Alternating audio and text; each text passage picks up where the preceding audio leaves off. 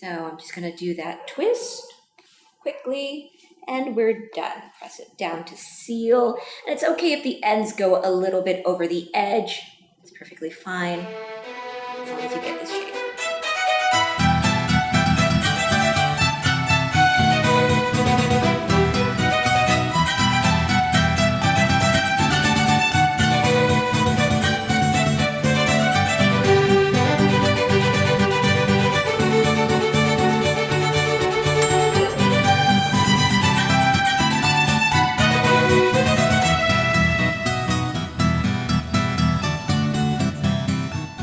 Hey, it's Seraphin, and today we're looking at the science of pretzels. And yeah, also making some seriously awesome pretzels. These twisty knots are snacks with a lot of historic value. The word pretzel comes from the German word Pretzel, and their exact origins are still a bit of a mystery. Some sources say that pretzels date back to 610 AD when they were created by an Italian monk. Others say that they were originally from German bakers or from a French monastery. One thing for sure, though, is that pretzels have a lengthy history, and due to their unique texture and taste that send people running to get them, there are now a wide variety of pretzels popularly available. Now, while you could argue that the knot is the most distinctive part of a pretzel, I'd like to say it's actually the dark brown outer crust with its unique taste and aroma. This is what really sets pretzels apart from regular breads, and it's created by dipping the pretzel in an alkaline solution. When the sopping wet pretzel goes into the oven, the alkali solution on its outer layers causes a few things to happen. One of the most important being that it affects the Maillard reaction. The reaction is probably one that you're very familiar with if you've cooked almost anything. The Maillard reaction happens between amino acids and reducing sugars, which are found in lots of foods, including bread dough. When the dough is heated to 140 degrees Celsius, the Maillard reaction is part of what rapidly causes browning to appear, as well as a slew of delicious flavors that make our bread taste so much better. And although it just sounds like one simple reaction, the Maillard reaction is actually a whole complex of reactions that happens. The alkali solution on the pretzel accelerates the reaction, causing browning to happen at an even faster rate. Adding to that, the alkaline conditions also cause an increase in protein hydrolysis, which basically means protein breakdown. Given that proteins break down into smaller peptides and then free amino acids that can participate in the Maillard reaction, this is like adding fuel to the reaction, resulting in further browning. This is a big reason why pretzels are such a dark brown shade when compared to regular breads that haven't been dipped in alkali. Traditionally, for dipping the pretzels, bakers use the extremely caustic lye, a corrosive ingredient best handled with gloves. But many recipes, including this one, opt for less dangerous and easier to source options, like baking soda, which we then bake to make it more alkaline or basic. Baked baking soda does a good job of approximating true lye-dipped pretzels as long as we add enough of it to the dipping water. To better understand this, let's take a look at the acid-base phenomena of water. Because it can exhibit properties of an acid or a base, water is considered to be an amphoteric compound. The water molecule H2O can readily produce a positively charged proton, H, and a negatively charged hydroxyl, OH, depending on the acidity of the solution that it is in. When there is an equal number of protons to hydroxyls, then we call it neutral water. You can test it with a pH meter, and it should read 7 at a temperature of 25 degrees Celsius. Now you can drop something into the water that tips the balance toward the protons. Then the mixture is acidic. Your pH meter should give you a reading below 7.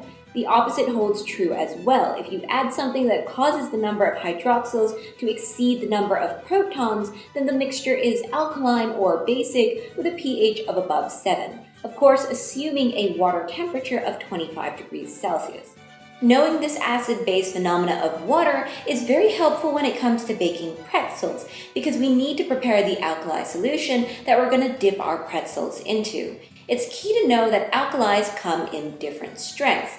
Lye, a combination of sodium and hydroxyls, is one of the stronger alkalis, while baking soda is one of the weaker group of alkalis, carbonates. Carbonates do not contain hydroxyls. When dissolved in water, carbonates pick up protons and trigger the release of hydroxyls from water molecules. Lye works differently from baking soda. Hydroxyls in lye can easily break down fats and oils through saponification, making it strongly irritating and corrosive. Lye can cause severe burns and permanent damage to any tissue that it comes into contact with. There's a warning for people using lye that if you feel something soapy, you should rinse your hands immediately. I suppose this hazardous nature is part of why you don't see lye being used frequently in baking, unlike baking soda, which is a common ingredient in the kitchen. But we can't use baking soda directly as a substitute for lye. If you add baking soda to water, it alters the pH of the water to only slightly alkaline. Basically, baking soda is sodium bicarbonate, which by looking at its chemical formula, we can see that it already includes one proton. This limits its ability to take up more, which is why there's not much it can do to shift the balance of the pH of the water. This slightly alkaline water is not basic enough to produce the flavors that we want to get by dipping our pretzels in. It's not alkaline enough to boost that Maillard reaction, as we talked about. But if you bake the baking soda at 80 to 100 degrees Celsius, faster at 200 degrees Celsius, it gradually decomposes into water and carbon dioxide and forms solid sodium carbonate, which is proton-free. Sodium carbonate is what we use as a substitute for lye. It's a stronger alkali, which makes it more suitable for making our pretzels and accelerating the Maillard reaction. But setting the Maillard reaction aside, there's one more factor to making the pretzels come out looking the way they do, and that's because we're actually cooking the pretzels in the alkaline water. This causes starch gelatinization to occur. Starch gelatinization is a familiar subject to us. We run into this process when we boil noodles and bake our bread, among other things. It's also the physicochemical process at the core of the Tangzhong method of bread making. In essence, the heat and excess water cause starch granules inside the flour to absorb water, swell, and eventually burst, which thickens the mixture. That's what makes the pretzel skin look like this after being cooked in the water. However, that's just a surface-level explanation of what's going on when we heat the pretzels. To explore deeper, let's take a look at this paper on pretzels. This paper is actually about hard pretzels, but the information inside is just as applicable to these soft pretzels we're going to make. The paper compared dipping the pretzels in both water and alkaline solutions of different concentrations at varying temperatures. What they found was that pretzels dipped into water heated to 80 degrees Celsius had the starch almost completely gelatinized at the surface. This is in great contrast to when they dipped the pretzels into alkaline water. Even at 87 degrees Celsius, only about 50% of the starch was gelatinized. That's a big jump, and one that probably plays a big role in the texture of the pretzel, since the researchers also found that the pretzels dipped in water were harder when compared to those dipped in alkali solution. This makes complete sense to us because it's very similar to what happens in steaming artisan breads during baking. When we steam the bread in the oven, we get increased starch gelatinization and a crispy, brittle crust. The more steam there is, the more brittle this crust gets. And it's no surprise that something similar can happen in pretzels, especially since they're also baked at very high temperatures. As the paper says, dipping in alkali probably disrupted the starch structure more thoroughly, whereas dipping in water resulted in a gelled and retrograded surface texture during baking. So obviously, it's a good thing that the alkali solution prevents an extensive amount of starch gelatinization. But then, why do we heat the water at all? Well, to a limited extent, starch gelatinization is desirable, since it helps give us some glossiness and improves the texture of the pretzel by giving it a slightly chewy mouthfeel. Now, since only starch granules on the dough surface were gelatinized following dipping, that's only on the outside. But because we're using the Tangzhong method, we also have gelatinized starch on the inside that's going to make the crumb more tender, help retain moisture, and add a natural sweetness to the dough. All of the above will additionally help keep our pretzels fresh for longer. Now let's talk about the dough, more specifically the hydration. In this recipe, we set the hydration of the dough to around 65%. From this Japanese paper, we know that the farinograph water absorption for Udine 15 is around 70%, so our hydration is significantly lower than that, but still not too low for a soft pretzel. With all the pretzel science in hand, let's get to making the pretzels. Now, let me first show you how to prepare the baked baking soda. All we need to do is line a baking tray with either parchment paper or aluminum foil, spread our baking soda on top of it in an even layer before baking it at 120 degrees Celsius for 1 hour. After that, we can just let it cool and we're done. When weighed, the baked baking soda should have lost about 1/3 of its original weight, so if you bake 300 grams of baking soda, you should end up with around 200 grams of baked baking soda. And you can just keep it in a sealed, airtight container. Alright, so on the day before making the final dough, we're going to make the Poolish and Tangzhong, which is what I'm doing right now. So in a mixing bowl, I'm going to add in 100 grams of water, just pouring that in. And then 0.5 grams of instant yeast, just a very small amount. Because it's very warm here, we don't want fermentation to happen too quickly. And we're also adding in 100 grams of flour, bread flour. Now I'm going to mix everything together with my chopsticks. Just aiming for it to be homogeneous, doesn't need to be too smooth because it'll even out later. Alright, this looks pretty good, still rough and lumpy, that's perfectly fine. So I'm just going to clean off my chopsticks. So I'm going to cover the bowl with this silicone cover. And then we're going to leave it outside at room temperature for about 2 hours at 27 to 28 degrees Celsius before putting it in the fridge overnight so that it can really fully develop that flavor and give our pretzels the best aroma and taste. Okay, so I'm going to set that aside. And then we're immediately going to get to work on the tangzhong.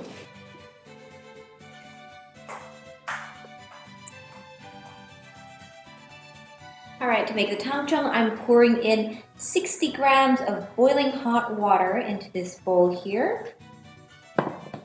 Okay, and I'm adding in 40 grams of flour, just right in immediately. And then I'm mixing all of that together. We want to go as quickly as we can so that the water is still nice and hot so that it can gelatinize the flour.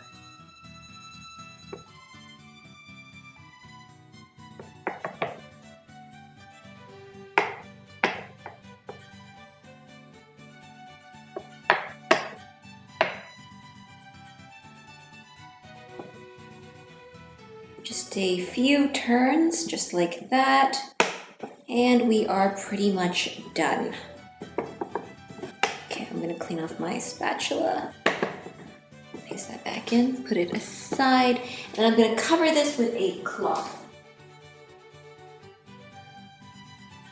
Alright, so we're going to let this cool to room temperature outside before covering it with a silicone cap and putting it in the fridge overnight with the Poolish. Alright, so this container is a little large for the tangzhong, so I'm going to move it to a smaller one just right here.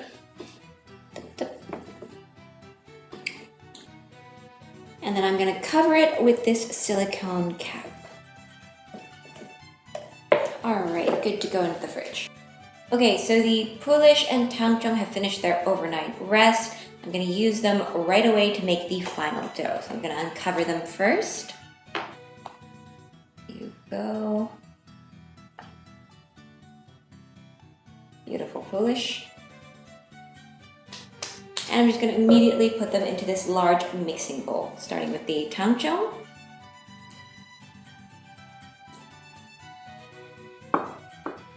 And then the Poolish.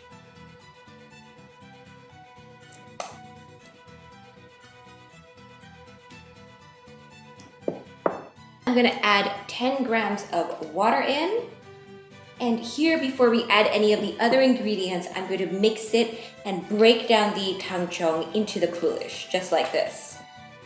The Tangzhong and Poolish are pretty cool. I can feel it with my hand, which is a good thing because it's going to help us get the final dough temperature we want. It's quite warm here right now.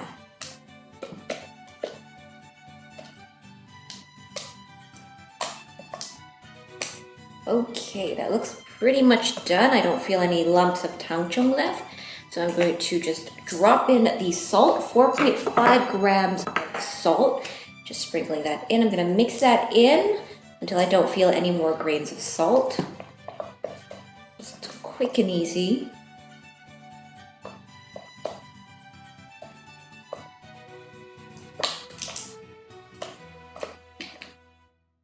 Okay, so that's pretty much done. I don't feel any more grains. It's also really smooth, look at that.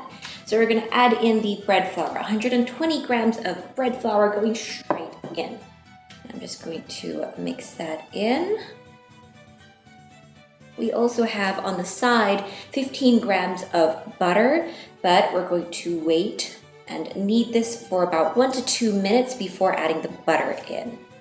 All fat inhibits gluten development to some extent, so we're just going to work this part of the dough first, let it develop some gluten before we add the butter.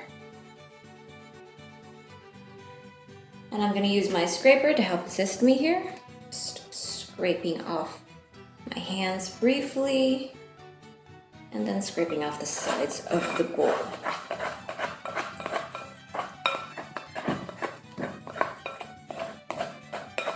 You would be surprised how much can really stick to the sides of the bowl. Don't worry about the back of my hand being messy because I'm going to be kneading it all into the dough. Alright, it's been about 2 minutes of kneading. The dough has developed a little bit of gluten structure. That's alright. Now we're going to add in our 15 grams of butter. Just using the spatula to get it all in. That aside, and I'm basically just going to try to get the butter all the way into the center. It's going to be mushy, the dough is going to fall apart. We're ready for it.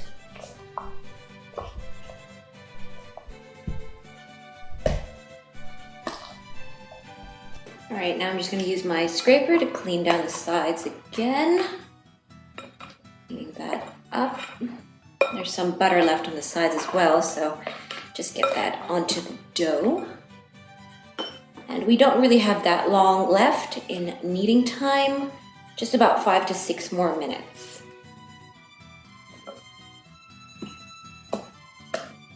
Alright, I'm just going to take a small piece and do a window pane test.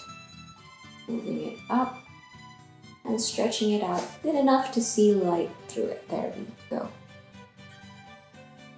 Okay, so now that the dough has passed the window pane test, we're basically done working with it. I'm gonna scoop it out of the bowl just like that, hold it in my hand here, and with the other hand I'm going to oil the bowl. So just a bit of oil, a neutral vegetable oil will do. Line the sides, and then we're basically just going to round out the dough a little bit, just getting it in a more even shape. Get that. Okay, so I'm going to cover the bowl, and then we're going to leave it to bulk ferment for about an hour or until it doubles in size. See you then. Okay, we're back after an hour, and the dough has doubled in size. I'm going to uncover it. You can see how much larger it is. And now I'm going to punch it down.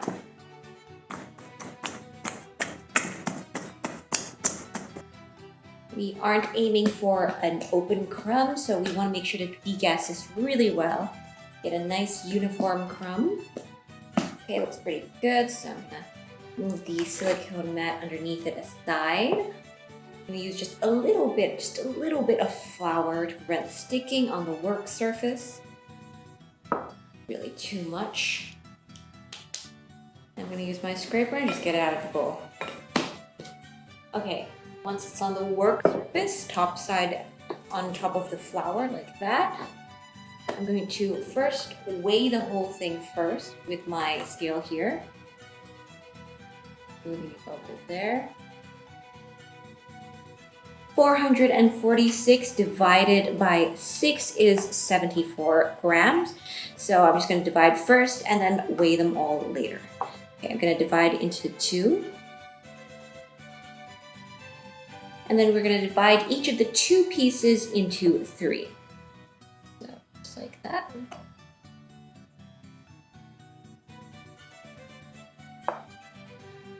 All right, I'm gonna weigh them now.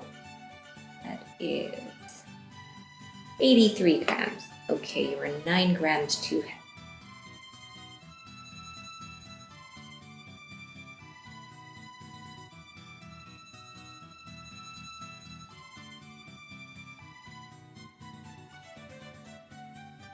I'm gonna move this scale aside. I'm gonna realign them. And then we're gonna start pre-shaping them. So this time we're not pre-shaping them into round bowls. We're pre-shaping them into sort of baguette-like shapes. So I'm gonna take one piece and I'm gonna stretch it out like this, making it more rectangular in shape. Then I'm just going to roll it up.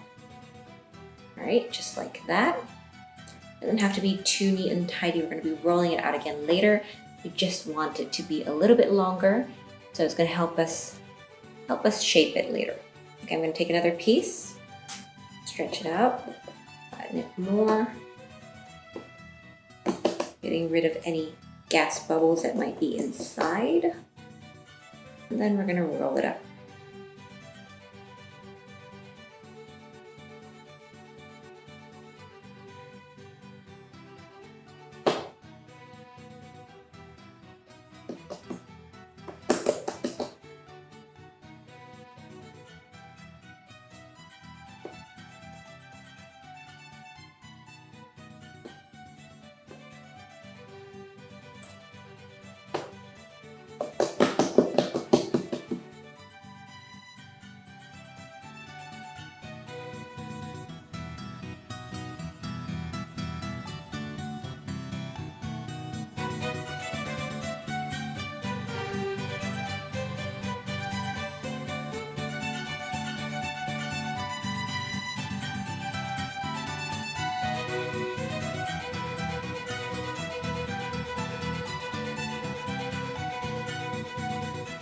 We're done with pre-shaping the dough. They look pretty good. So I'm gonna cover it with this cloth and we're gonna give them a bench rest for about 15 minutes to let them relax a little more before we shape them. Okay, now that the dough is done with its bench rest, we're gonna uncover it and get to shaping them. All right, so with a little bit of flour on the work surface and then a little bit on the top of the dough, I'm gonna scoop one piece up and flip it over onto the work surface using a bit more flour while I pat down to degas it. I want to fully degas it, really popping all of those bubbles, and fold one side over just to the center line. Fold the other side over that. Helps to tighten the pretzel as well as get rid of any gas bubbles that are left. And now we're going to roll it. So we're going to roll starting from the center, moving out, just like this.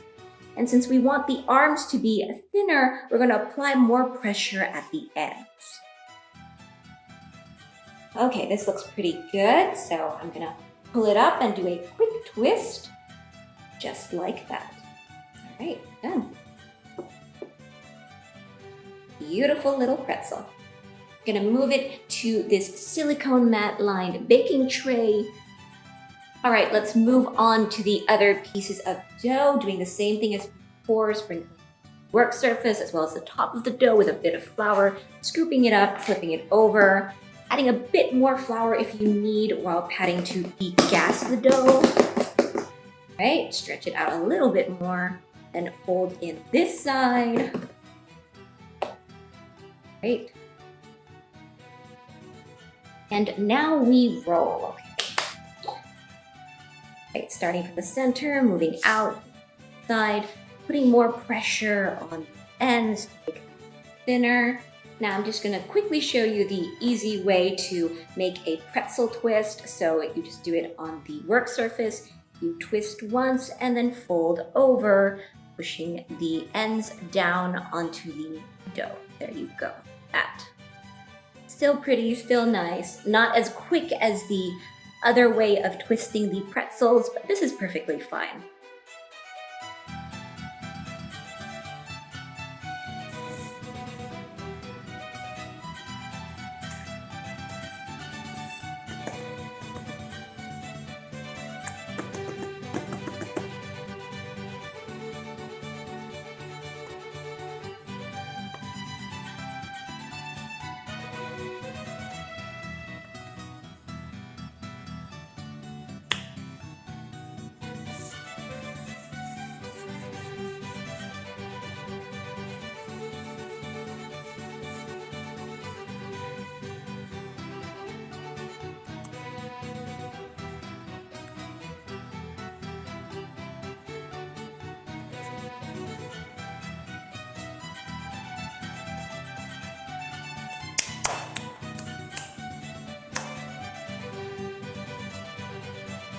Okay, so I've made sure all the ends are sealed, nice and firmly attached. I'm gonna cover the dough and we're gonna leave it to proof for about 30 minutes. About 15 minutes before our pretzels are done proofing, we're gonna do two things: preheat the oven and prepare our alkali solution. So we're gonna turn the oven on and preheat it to 230 degrees Celsius. After that, we'll measure out 2 liters of water into a pot, following that up by adding 60 grams of baked baking soda into it, stirring to dissolve. We're then heating the solution up until it boils before bringing it down to a simmer. Once we have our pot of simmering hot water ready, our oven preheated, and our pretzels have finished their rest, we're going to cook and bake them all in one go.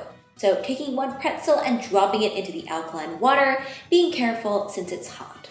We're just going to cook the pretzels on each side for about 20 seconds. So 20 seconds are up on this side and we flip. Another 20 seconds, then we scoop the pretzel up and move it back to the baking tray. We repeat this for the rest of the dough. As we talked about before, this step makes the outer layer of starch gelatinized, and so they have the interesting bonus of not being sticky to handle, so you can just adjust the dough in case anything happens during cooking. The alkaline conditions also induce natural pigments from the flour to detach from the starch, resulting in the slight yellowish tint you see. It doesn't really play a role in the pretzel's color after baking, but it is pretty interesting to know, right? When they're all done being dipped in the water, we're going to sprinkle them with some nice flaky salt. You want to add something a bit rough to add some crunch. Then the entire tray goes straight to the oven where we're going to bake it at 230 degrees Celsius for 15 minutes on top and bottom heat before switching it to top heat only for 5 minutes.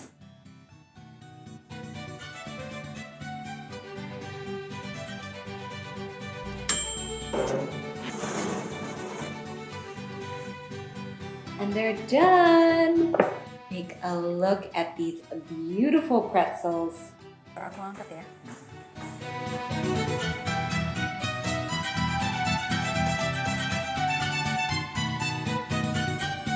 And that's it for this video. Thanks for watching and bye!